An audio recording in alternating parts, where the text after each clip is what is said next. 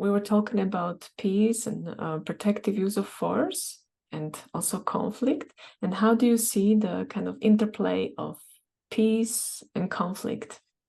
Yeah, I find that such an important question, because peace very often is kind of then there is no conflict. It's like peaceful. There's no disturbances. It's very easy to see peace as some, placid, calm thing.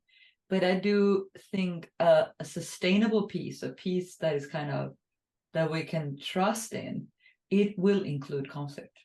A peace that we can trust in will include that people are feeling safe enough to speak up, even if it leads to conflict, to speak about things that are not so easy or convenient or fun, but actually speak about them so that we can keep building peace. So, peace is not built on on dictatorship, where you cannot say anything. Of course, you can have peace if you're a parent that decides everything and you give your children no say in anything.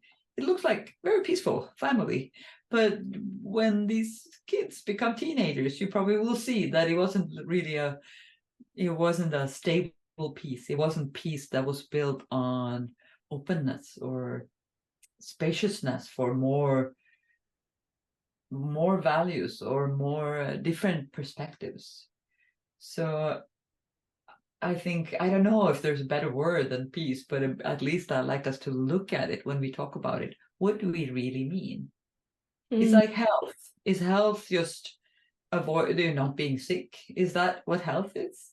No, health is much more than that, than not just being sick. It's the same with peace. When I listened to you, what came to me was like the word like vibrant peace.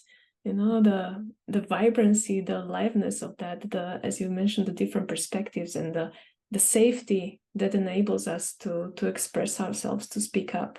And what I also find really important, that there is enough of a vessel to hold that there are spaces that are contained, that are somehow held for this exchange, because many times what happens on the social media, for example, is not really contained well. There is not a sense of dignity also in how it is done. How do you see this, or how do you see also the topic of dignity? It's such an interesting quality. It is. Dignity is such a beautiful part of being human.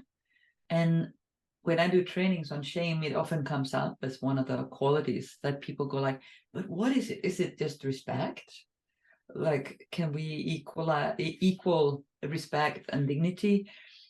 And for me, the word in itself points at not just surviving, not just living, but actually living with a sense of that I'm happy about how I do things, that I feel proud, not proud as I'm better than you, or proud in like I'm so good, but no, it's a sense of, whoa, I use this image of a 4-year-old that has just done a painting, and she comes to you and she has this painting and this drawing of, and then she gives this to you and she says, well, look at, I made this beautiful horse running towards the forest and all these flowers. And of course the adult sees some colors and some shapes, and in that moment we're kind of getting a chance to hold someone's dignity. The child comes there with that dignity, and it's very vulnerable, actually showing your creation, and that comes the whole life. But when they are 4, the way they are treated, if we find interesting what they had been making, the drawing or the painting, if we kind of ask them questions about, so yeah, I guess you really enjoy this, like dignifying their way of showing up in the world. I think that then they will get a sense of, this is how I want to treat me, and I want to treat others, with that sense of value in each of us being kind of vessels for life. It's quite amazing, actually. We are kind of walking on this planet, and we all have life in us that moves us to do different things. And that life, to be curious about that, to to dignify that life source. For me, that is it's such a joyful everyday life experience, everyday experience of how can I dignify life inside of this person.